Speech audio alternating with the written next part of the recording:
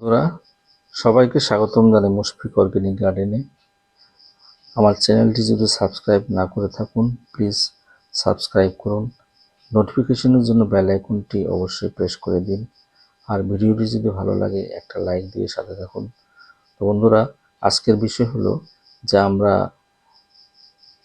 পেয়ারা গাছের মাটি তৈরি কিভাবে করব এবং গাছটি কিভাবে রোপণ করব তা নিয়ে আজকের এই ভিডিওটি।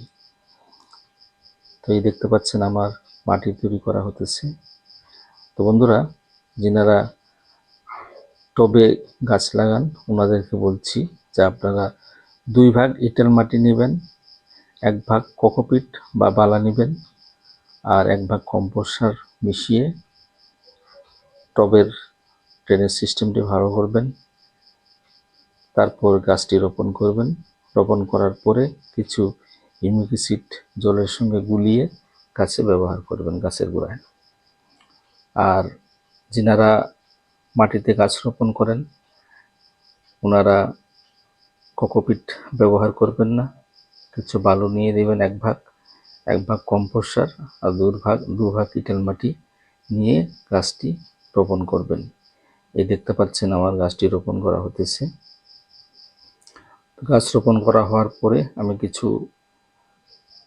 হিউমিক অ্যাসিড জলের মধ্যে গুলিয়ে গাছের গোড়া ব্যবহার করব। তো বন্ধুরা, 1 মাস পর্যন্ত আপনারা কোনো প্রকার সার ব্যবহার করবেন না, কারণ যেমন আমরা জানি যে ছোট বাচ্চা মাছ মাংস খেতে পারে না, তারা শুধু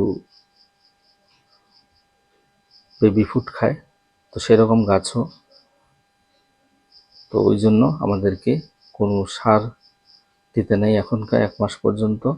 যখন গাছটা একটু ভালো হবে তখন আমরা গাছের গোড়ায় সার প্রয়োগ করতে পারবো। আর তা নিয়ে কি সার প্রয়োগ করবেন আমি পরে ভিডিও বানাবো, সেই ভিডিওগুলি আপনারা দেখতে পাবেন।